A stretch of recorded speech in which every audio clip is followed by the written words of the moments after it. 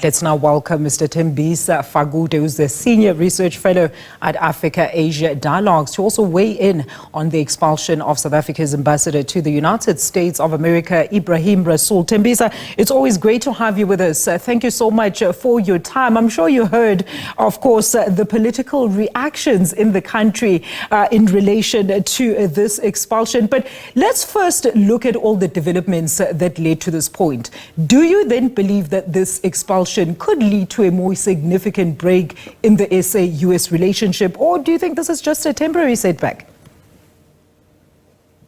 I think this is another step towards a total collapse of relationships, or a formal relationship between South Africa and the US. And I think what has happened over the past couple of days, with South Africa seen or viewed to be agitating towards Europe, to an extent impacted this very rushed and swift decision on the expulsion of Ambassador Ebrahim Rasool. If you remember, South Africa announced, even though the plans were afoot long before, but announced and confirmed the visit of Volodymyr Zelensky to South Africa. That was a couple of hours after that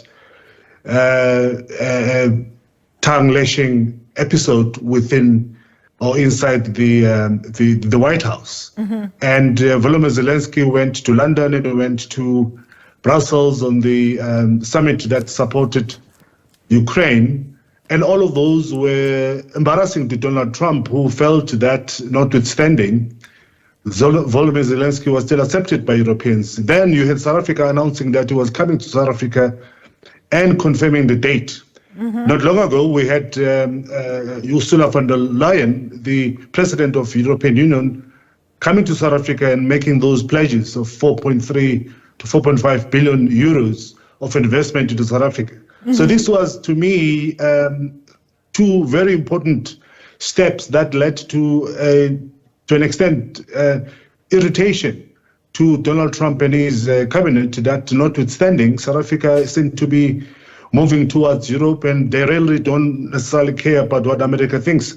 And again, one thing that I forgot to mention was that the security advisor of the president of South Africa, Cyril Ramaphosa, Mr. Sidi Mufamadi, when asked whether South Africa was still going to continue sending an envoy to the United States, he said that he doesn't see a reason South Africa can speak to Donald Trump from Pretoria. That, to me, again, was another statement that, to an extent, did irritate Donald Trump. But I mean, let's look at the reactions here, right, Thembisa? 50% are saying that US must not be coddled. They must just be told exactly what South Africa thinks about some of the actions towards us as an independent state, while 50% says, let's continue and try going the diplomatic engagement. Look, I just want us to out this debacle in clear perspective, okay? Diplomacy or not, South Africa has not been on the offensive of this quagmire, Thembisa, and have consistently maintained that they were willing to engage through these diplomatic channels and frameworks in order to discuss or address the tensions that, truthfully speaking, South Africa was not the instigator, yet they must tone themselves down with a government that is clearly not interested in salvaging this relationship. Well, I think we have not exhausted all diplomatic efforts yet. So South Africa must continue with its diplomatic efforts. And until then, I don't see a reason why we should not send that envoy that was touted earlier on to go and address and speak to Donald Trump and try and explain our position. But importantly, at the same time, we also need to be quite tough, and when I say we, I mean the South African government must be quite tough in terms of these sideshows that continue to disturb the diplomatic relations with United States. Organizations such as the Solidarity and the AfriForum, and later, of course, the DA, to continue going to United States, speaking to lawmakers, undermines the South African government, and it weakens our position in terms of trying to fix this current problem. So until President Cyril Ramaphosa takes a much more tougher stand outside rhetoric, we are going to continue having these organizations going and speaking on behalf of South Africans whilst they continue messing up possibilities and relations between ourselves and the United States. So there must be multi-layered approaches in this. Having said that, I still do believe and insist that the diplomatic efforts have not been exhausted, and we should continue with those until a time comes when we will all resort into a position where we will stop negotiating or speaking to the United States. But then,